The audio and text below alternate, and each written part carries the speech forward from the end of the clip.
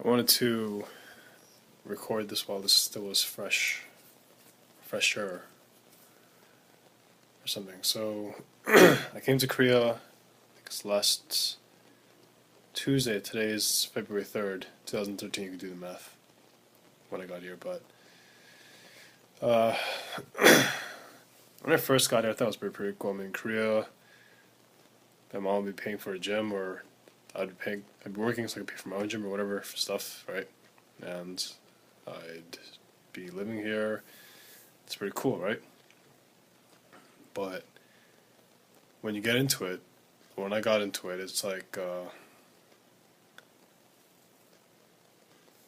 my church is here, and so are my friends, in the sense where I have to make new friends, right? And I quickly realized that my inability to speak Korean had worse ramifications for me than I thought originally. Like, for example, it's not being able to understand the sermon is one thing, right? But then, so I went to a, it's kind of like a youth retreat sort of thing. But then it's like the older people, like the 27 to like early 30s, right? That's the top range down to like early college, right? For the younger kids. So we went to a kind of a resort place, and it was pretty cool that they play games all night, and then at the end you go in a circle, and then they ask one person is selected, and then everybody else goes and picks questions out of the bag, and then they ask that one person the question.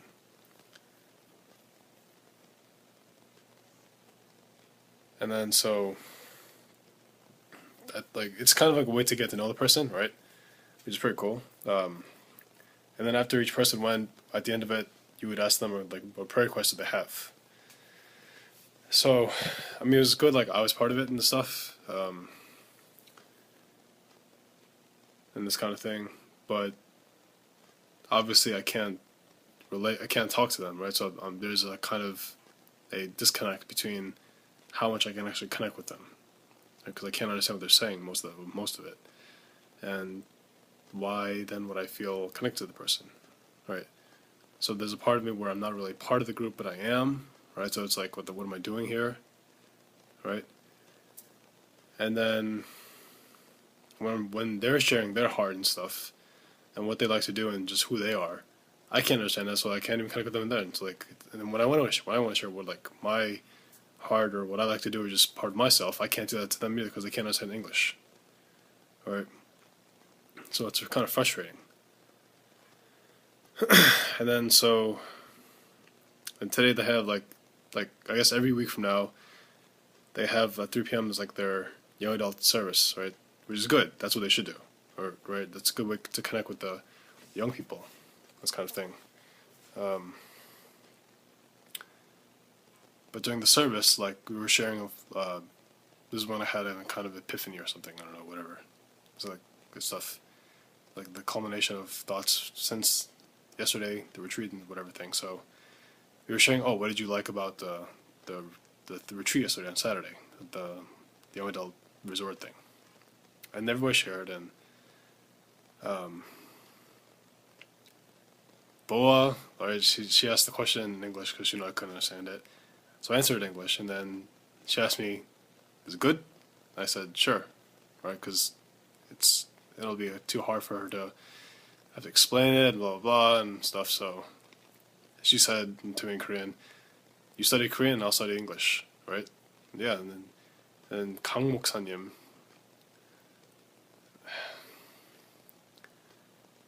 I've noticed that for some people in the church, text does not come easily, right?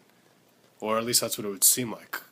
Kim 목사님 especially, but then for other people it's not as obvious, maybe. So Kang 목사님 is like, learn Korean.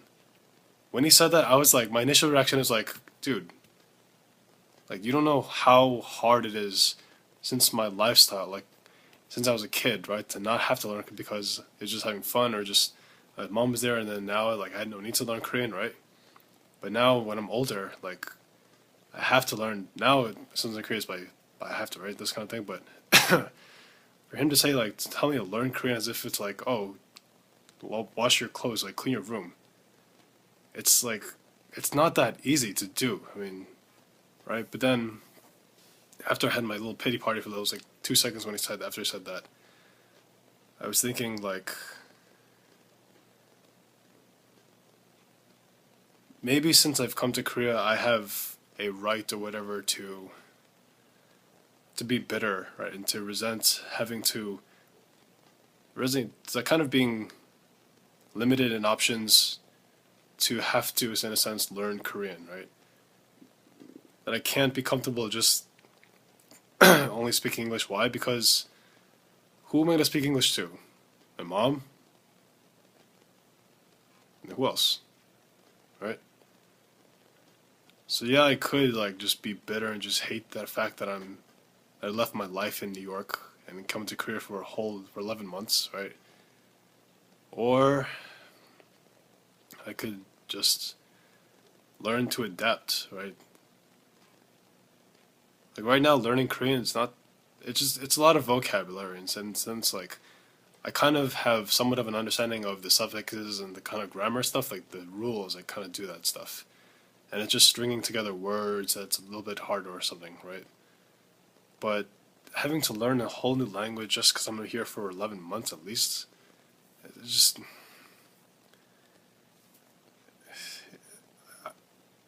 I prefer not to do it if I don't have to, right?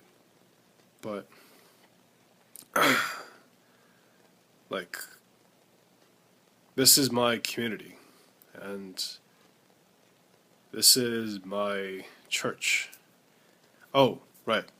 And I was thinking like during the sermon actually the morning service like so before came to the U.S. like I was telling my mom like oh you know what when I go to Korea like I can't talk to anybody in English, right? So what I'm gonna do? I'm just gonna go find a church where I could have an English service, right? And then my thought came to me like when Israel wanted a king, right? What did God say? They haven't rejected Samuel, they rejected me as king, right? As God as king. That's why they want a physical king to rule over them just like everybody else. So I was thinking like the parallel for my own life, like, oh, I can't talk to people in the Pyongwan Songyolgyo in English, right? Because I can't communicate with them. So I'm just gonna find people I can talk to. So my thought was like, that's me being comfortable, like running to what I know, like what's comfortable, what's easy for me, as opposed to like doing the harder, more mature, long-term good thing, which would be to learn Korean and like to connect with people here, right? And at that point, I was like, you know what? When you put it that way, maybe looking for an English service is not a good idea, right? Like right this second, like I, it's a pain in the butt to have to learn a new language just to talk to people, right? Because for your church thing, but it's what I got to do. It's the mature choice that I am that I choose to make. You know that. Um, it's like sometimes we don't want to do stuff, but we have to, right? Or that the choice maybe unnecessary, but then it makes us a better person, allows us to grow as a person. And so, like, for me to learn Korean, to adapt in order to communicate and to do this kind of thing for the church, or with the people in the church, like, it's going to be hard and maybe annoying, but uh, it's me choosing not to be bitter, not to hold the right to be bitter against moving to Korea, not staying in New York, right? By learning Korean, I'm choosing not to be bitter, but learning to adapt and to grow as a person and not give myself excuses to be unhappy or to be negative or just to be positive and to to do well with what I have and where I am and what I'm doing, this kind of stuff. Right? Because ultimately, it's only a language barrier. Right? Of course, the language barrier has implications which makes life hard, right? But then once the language barrier is lower, then I could jump over it more easily. or I could just walk over it altogether, right? So in a sense, it's not impossible, just a pain in the butt to do, right? Um, and you know, there are people to learn Korean like Kim Mok-sun. It's like stuff, and he's a little emphatic about him teaching Korean to me or this kind of thing, but he still wants it. He's joking about stuff, so it's fine. And the guy at the gym too, um, the college guy or something. But yeah, because I don't want to be bitter. All right, I've done that for too long with other people, and it's not a healthy way to live. Right? It doesn't make you a happy person. No one wants to really be around anybody that's bitter. Right? But choosing to make lemonade out of lemons, that's a good thing.